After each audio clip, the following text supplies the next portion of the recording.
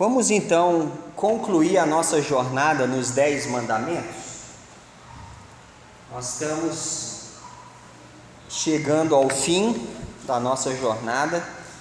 Ficamos um tempinho razoável, bom, meditando, entendendo o que são os 10 mandamentos na prática de hoje em dia.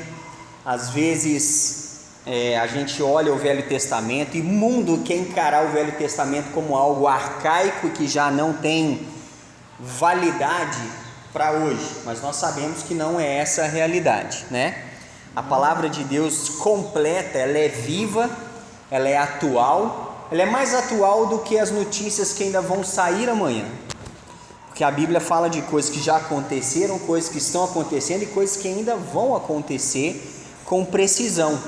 Se você ler o capítulo 24 e 25 de Mateus, você vai ver que o que diz ali é o que está acontecendo já hoje. Então você vê que são coisas atuais, claras, reais, e ainda tem coisas que ainda vão acontecer. Então a Bíblia ela é muito clara, ela é evidente, e é importante que a gente tenha esse entendimento.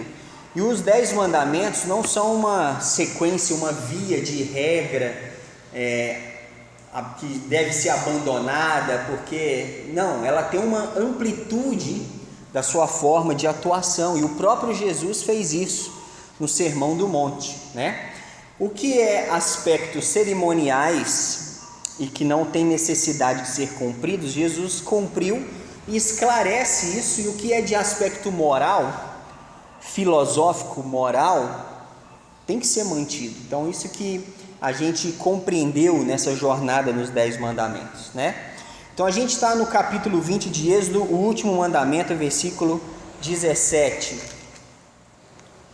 e diz ali: não cobiçarás a casa do teu próximo, não cobiçarás a mulher do teu próximo, nem o seu servo, nem a sua serva, nem o seu boi, nem o seu jumento, nem coisa alguma que pertença ao teu próximo.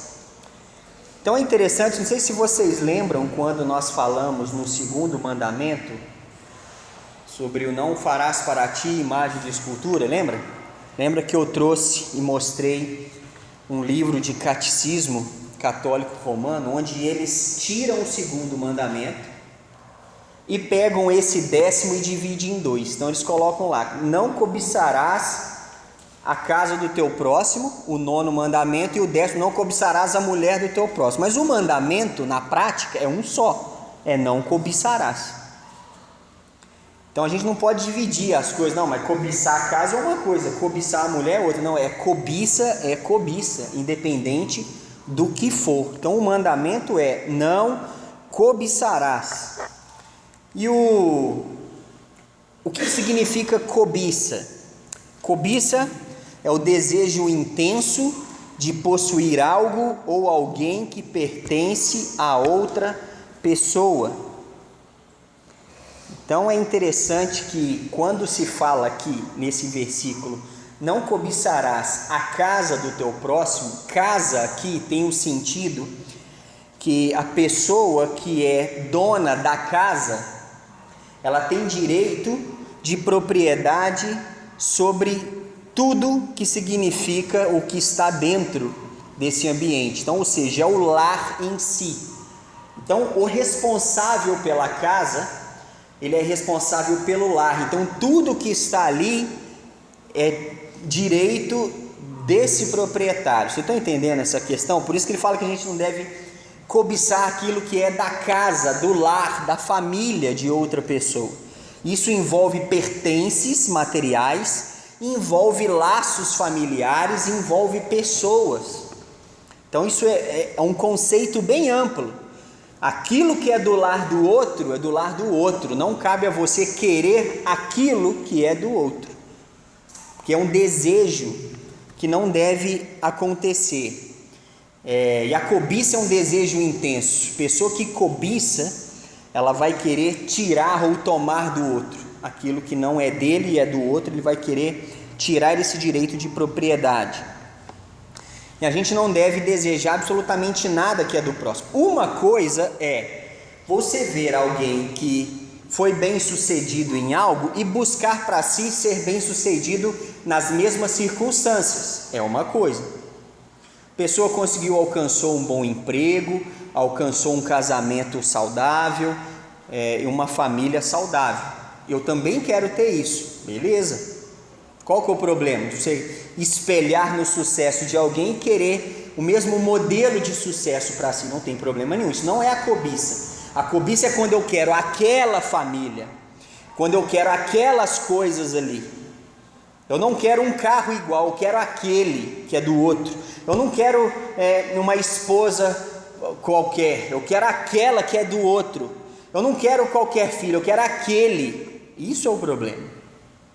Essa é a cobiça que fala para a gente não ter. Mas aí você pode pensar assim, não, mas ninguém é assim. Será que não? Uma coisa que a gente não vê tanto isso, às vezes em termos de âmbitos, nesse aspecto de lar, de casa, às vezes a gente não vê muito, mas sabe uma coisa que a gente vê muito isso? E eu vejo muitas notícias de várias fontes, que eu gosto de ver a forma como a notícia é dada. Eu gosto de ver notícia, e como essa notícia é dada de várias maneiras, de vários veículos, e é muito interessante como isso acontece. E às vezes nessa questão a gente vê umas notícias meio bizarras, que a gente acha que não é possível de acontecer, e é. O que tem de gente que mata pessoas para conseguir o cargo na empresa que ela tem, isso acontece muito. A pessoa está disposta a matar alguém para ter o cargo dela na empresa. Você já parou para pensar que loucura, que doença psicótica, emocional e espiritual que é essa? Você está disposto a matar alguém por causa de um cargo numa empresa? Isso é absurdo, isso é a clara cobiça aqui. A pessoa não quer ser bem-sucedida profissionalmente, ela quer o emprego do outro. Ela está disposta a tudo, inclusive a matar. Mas talvez você ainda não viu alguém nesse nível de psicopatia. Isso é mais raro da gente ver no nosso convívio. Mas quantas vezes você já viu alguém prejudicar o colega de trabalho só para ele se dar mal e você falar assim, eu avisei. Prejudicar, né? Prejudicar ou não avisar algo, ou não cooperar, e o outro se prejudicar para você ou a outra pessoa falar assim, tá vendo, não serve para o cargo, eu que sirvo, porque... E a pessoa fica criando ciladas, circunstâncias para prejudicar o outro no seu trabalho. Isso a gente vê muito. Isso a gente vê demais. Eu trabalho alguns anos no meio da terra e infelizmente tive o desprazer de trabalhar com um cara assim, por várias vezes ele tentou me prejudicar. Acho que todo mundo tem pelo menos uma história disso, né? É absurdo a quantidade de situação que acontece. Eu também já passei por isso, né? Pessoa que faz coisas nas suas costas para te prejudicar, na sua frente, né? Seu amigo de fé, irmão, camarada.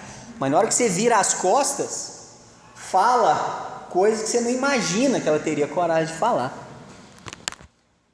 E isso é surreal, né? Que acontece. Então isso tudo é a motivação da cobiça.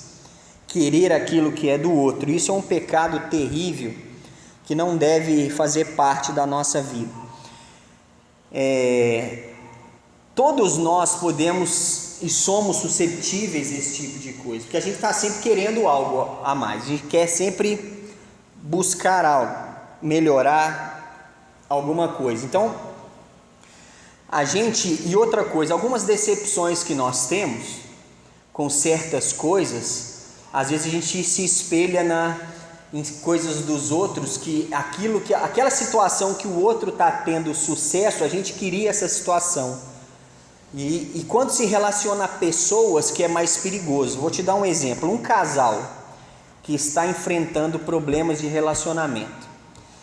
Se esse casal, um deles, olha que um casal amigo está tendo sucesso no relacionamento, e ele percebe atitudes que os dois têm um com o outro, mas que ele não tem com o seu cônjuge, na cabeça dele vem aquele diabinho que fica assim, tá vendo? Se você tivesse casado com essa pessoa, era essa vida que você estaria tendo.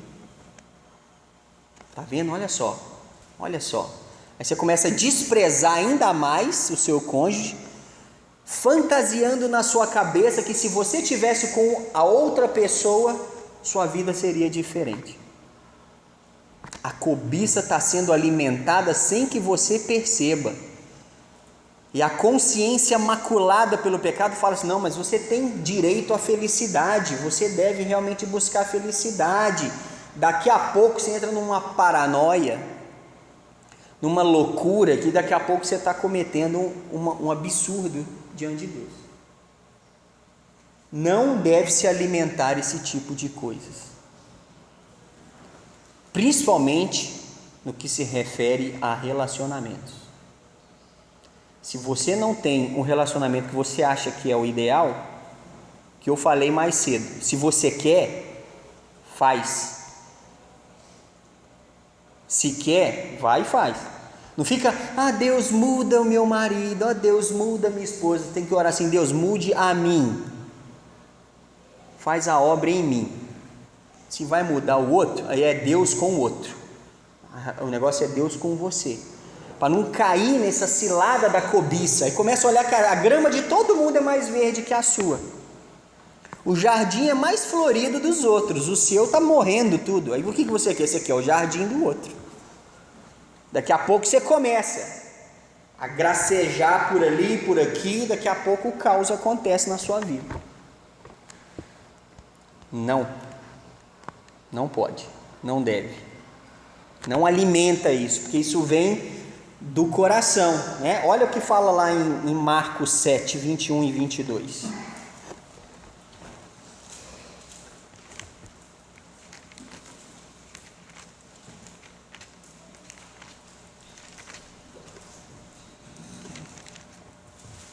Ainda mais hoje, irmãos, que a gente está numa sociedade se dizendo de relacionamentos, né? Hoje é tudo muito fútil, hoje qualquer coisa é motivo para separar, hoje qualquer coisa é motivo para ser feliz. Aí eu não vou ficar amarrado a uma pessoa que não me faz feliz, aí você acha que felicidade é ausência de problema? Não. E esse conceito maligno está tomando conta de tudo, de todos, e ninguém está se esforçando para manter mais nada, nem ninguém, estrutura nenhuma. Qualquer coisa que dá errado, é porque não é Deus, não queria, e se desfazem os laços, os compromissos e pronto, porque estão alimentando aquilo que não deve ser alimentado, deve ser morto, não alimentado e cultivado, tem que ser morto, pisado. Esse tipo de conceito. Marcos 7, 21 e 22 diz o seguinte: porque de dentro do coração dos homens é que procedem os maus desígnios, a prostituição, os furtos, os homicídios, os adultérios, a avareza, as malícias, o dolo, a lascívia, a inveja, a blasfêmia, a soberba, a loucura. Ora, todos estes males vêm de onde? Vêm de dentro. Isso contamina o homem. A cobiça vem de dentro do coração, de um coração não submetido à presença de Deus, à vontade de Deus, à palavra de Deus. Lembre-se que o coração tem que ser guiado, controlado, e não faça o que o seu coração quiser. Não faz o que o seu coração quer. Guie o coração. Coração que não é guiado, a cobiça vai controlar. E onde a cobiça controla, a desgraça impera. E a gente sabe disso. Então a cobiça, ela é traduzida, esse termo, em outros que a gente leu aqui nesse versículo: avareza, ganância, tudo aquilo que envolve esse desejo carnal, né? O que é a avareza? A avareza é o amor ao dinheiro. Dinheiro não é o problema. Hoje a gente sabe, todo mundo fala que dinheiro é problema, dinheiro é a raiz de todos os males. Não, a raiz de todos os males é o amor ao dinheiro. O dinheiro é só uma coisa, o amor a ele que é o problema. Dinheiro não é problema nenhum, mas o sentimento, a sua atitude em relação a ele que pode ser um problema. A ganância, disposição em ter sempre mais do que é necessário.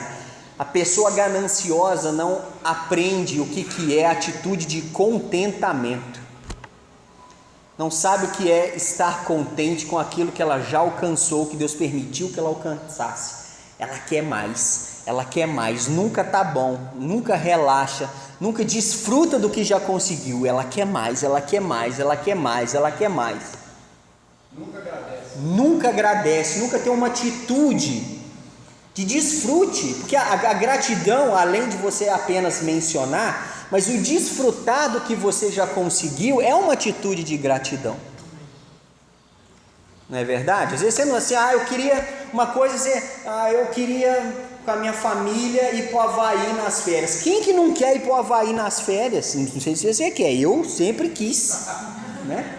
Quem nunca quis ir para o Havaí? Meu sonho de consumo, um dia ir no Havaí. Mas se a gente conseguir ir para Cabo Frio e ficar lá uns 4 dias, tá uma bênção também, não tá? Não é o Havaí, mas tá ótimo. Não tá? Eu vou ficar lá, mas eu queria até era no Havaí. Seja grato que você vai parar em Cabo Frio, que é uma maravilha. Você não deve para Cabo Frio, a piscina já tá. Arrumou uma piscina grátis que não tem que pagar, melhor ainda, né? Então assim, são coisas simples. Aquelas piscinas que você enche, né? Aquelas que só pode entrar 2 pessoas por vez, não ela estoura. É bom também. Então, seja grato. Porque tem gente que não consegue nem isso. Mas só foca no que é o mais magnífico. Morre sem conseguir. E morre desgostoso, porque não conseguiu nem aproveitar o pouco que ele alcançou. É muito triste isso, né?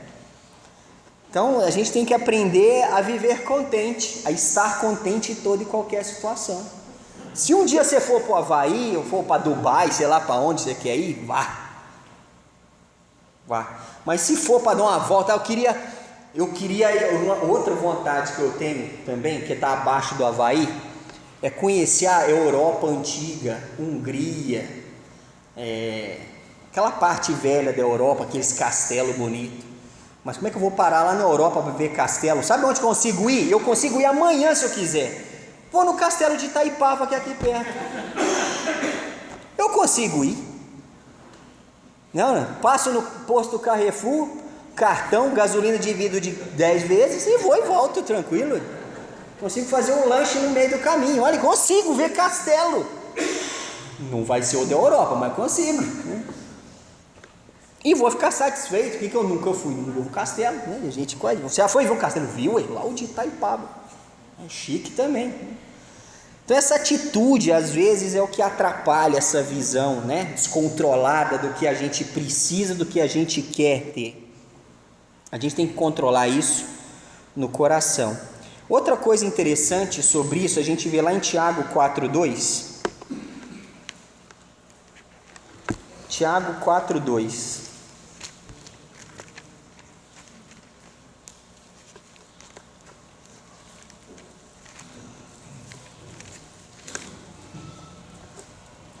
Quando a gente fica pensando demais que a gente quer algo alto, absurdamente alto e muito mais complicado de alcançar, a gente vive bem frustrado, né? Porque a gente vive sempre na expectativa de ou é muito difícil de conseguir ou a gente nunca vai conseguir. Aí essa frustração ela é esparramada para o nosso dia a dia. A gente não consegue realmente viver uma vida contente e feliz com aquilo que Deus tem nos ajudado a alcançar, né?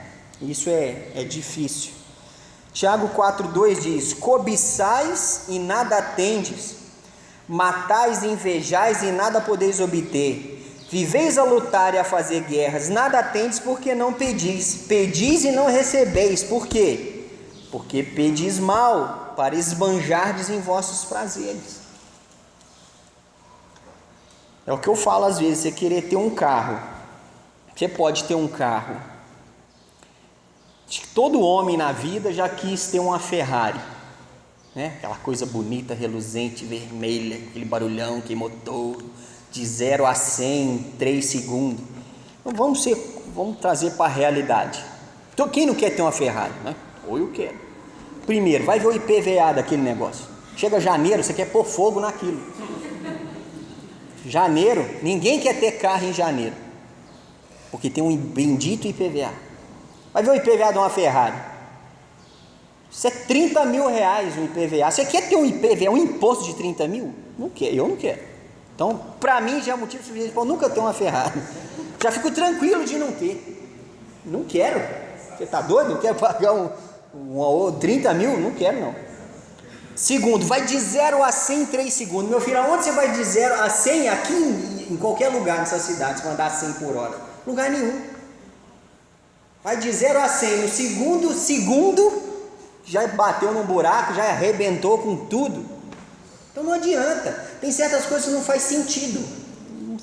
Então para que eu vou querer certas coisas? Então Deus está falando aqui, às vezes você fica cobiçando e quer, faz guerra e briga e faz e tal, mas não alcança nada. Porque até para pedir não sabe pedir, pede para esbanjar nos seus prazeres. Para que isso? Para que isso? Eu acho interessante aqueles carros velhos que está assim, é velho, mas está pago. Já viu que está aqui os adesivos assim? É velho, mas está pago. Olha que maravilha. Né? Está pago, é bom demais. Então a gente às vezes não sabe pedir. E não saber pedir gera uma atitude, a gente cede às cobiças, às ganâncias que o nosso coração desenvolve. E aqui em Tiago ele também fala uma coisa importante sobre a cobiça. No capítulo 1, Tiago 1,14, olha o que ele fala. Cada um é tentado pela sua própria quando esta o atrai e o seduz. Então cada um é tentado na sua própria cobiça, cada um tem as suas áreas de tentação daquilo que você quer, que a sua carne quer, e é aí que essa tentação ela vai atuar, e você tem que ficar atento nisso, e tem que combater isso, ficar ciente do o que é que seu coração pecaminoso mais almeja, a ponto de querer coisas que não te pertencem, que não cabe a você querer. E essa cobiça é perigosa. A gente deve desviar o nosso coração dela. Olha no Salmo 119, versículo 36. Salmo 119, 36.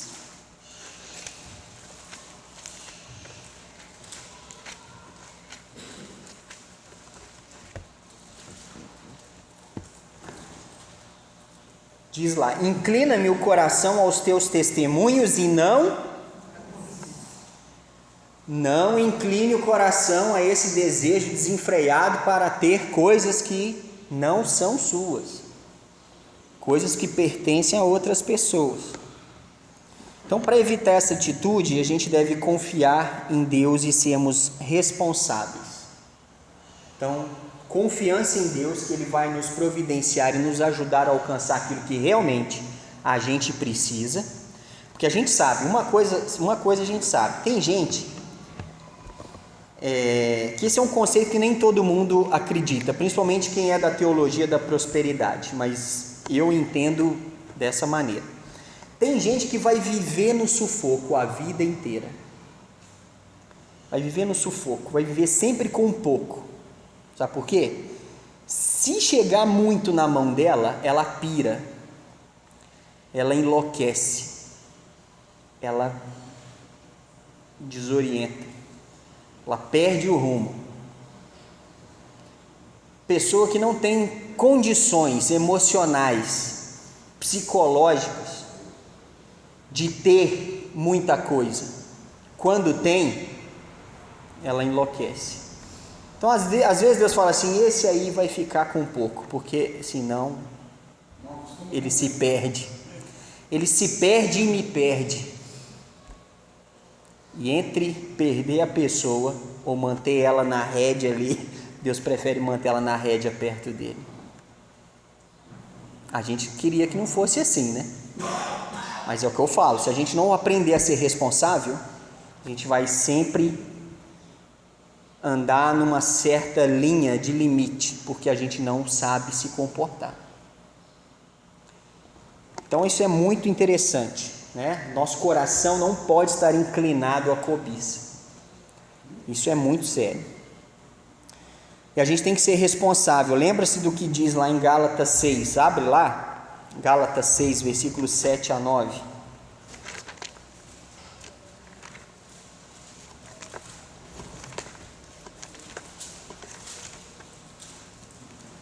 Gálatas 6, de 7 a 9.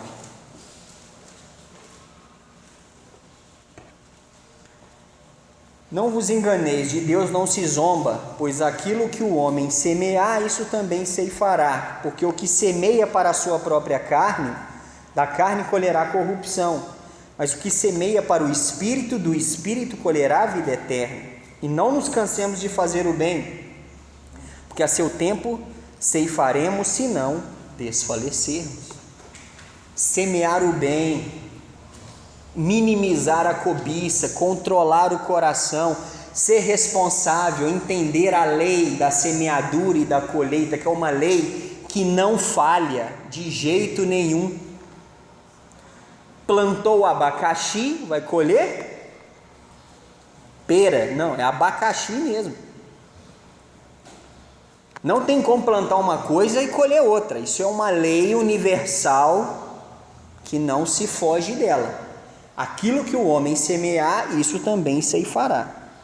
Semeou na carne, vai colher da carne. Semeou no Espírito, vai colher do Espírito.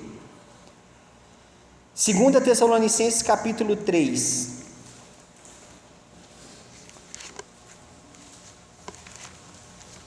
Segunda Tessalonicenses 3, versículos de 6 em diante.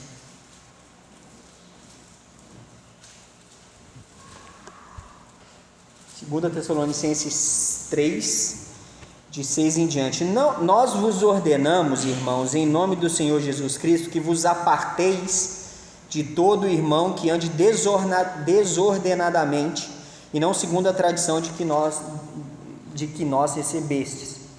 Pois vós mesmos estáis cientes do modo porque vos convém imitar-vos, visto que nunca nos portamos desordenadamente entre vós, nem jamais comemos pão à custa de outrem, pelo contrário, em labor e fadiga de noite e de dia trabalhamos, a fim de não sermos pesados a nenhum de vós. Não porque não tivéssemos esse direito, mas por termos em vista oferecer-vos exemplo em nós mesmos para nos imitardes. Porque quando ainda convosco vos ordenamos isto, se alguém não quer trabalhar, também não coma. Pois de fato estamos informados de que entre vós há pessoas que andam desordenadamente, não trabalhando, antes se intrometem na vida alheia. A elas, porém, determinamos e exortamos no Senhor Jesus Cristo que, trabalhando tranquilamente, comam o seu próprio pão. E vós, irmãos, não vos canseis de fazer o bem. Caso alguém não preste obediência à nossa palavra, dada por esta epístola, notai-o, nem vos associeis com ele, para que fique envergonhado. Todavia não considereis por inimigo, mas adverti-o como irmão. Então aqui são preceitos de responsabilidade. Aquilo que eu falei, você quer realmente alcançar alguma coisa? Vai atrás. Cada um tem a sua própria fadiga, o seu próprio labor, alcance, busque aquilo. Só seja equilibrado, não se mate por uma coisa a ponto que você vai sacrificar outras coisas no mesmo peso de importância. É o que a gente vive falando, né? A pessoa se mata para trabalhar e alcança as coisas, mas não consegue desfrutar. O que adianta? Equilíbrio. O desfrute com a sua família, da sua vida, é tão importante quanto o labor. É a mesma proporção. E se você põe uma coisa acima da outra, desequilibra. Então, essa responsabilidade é necessária para a gente entender, né? E isso é muito sério. E para a gente concluir, Lucas 12, Lucas capítulo 12,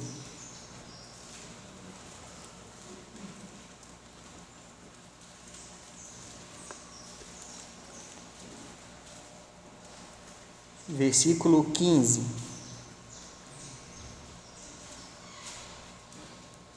Lucas 12, 15 diz lá: então lhes recomendou: tende cuidado e guardai-vos de toda e qualquer avareza, porque a vida de um homem não consiste na abundância dos bens que ele possui.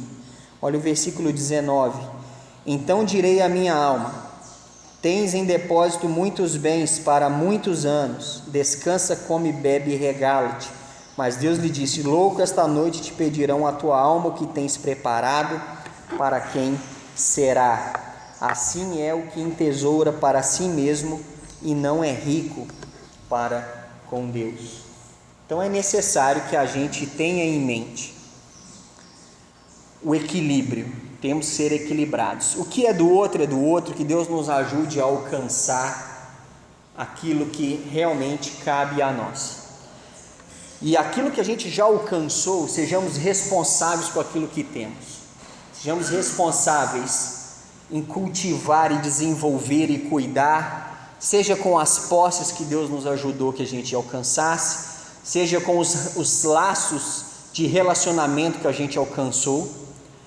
O filho do outro é mais educado que o meu. O filho do outro não faz isso que o meu faz. Cuida do teu filho.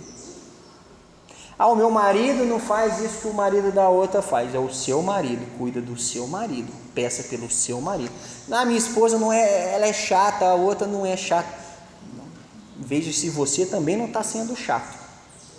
Ore para Deus tirar a sua chatice. Que faça uma obra em você, principalmente, e no seu cônjuge também. Cultive o que é seu, porque o que é seu, ninguém pode pôr a mão. O que é seu, Deus protege também. O que é seu, Deus te deu a responsabilidade de cuidar, de desenvolver. Porque um dia prestaremos contas a Deus de tudo aquilo que Ele nos deu para administrar, seja posse, seja tempo, seja a nossa própria vida, seja os nossos relacionamentos. E a gente vai prestar conta se a gente desenvolveu bem. E lá não vai ter desculpa, mas é porque o Senhor tinha que ter me dado tal pessoa. Não, Deus deu o que tinha que ser. E agora não adianta chorar, agora é a hora de agir. Agir, olhar para frente, desenvolver e vai atrás. Desenvolva. E lide com as coisas, tanto com o que você tem, quanto com aquilo que você não tem, porque às vezes a gente vai ter que lidar com aquilo que a gente não tem, não vai ter, ou teve e não tem mais.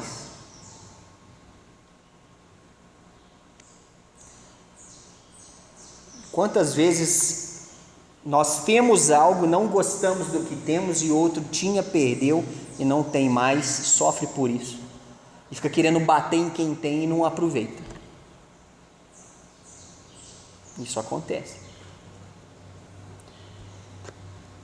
Então, que Deus nos ajude a alcançar o equilíbrio, o entendimento, a guiar o nosso coração, manter a cobiça longe do nosso dia a dia.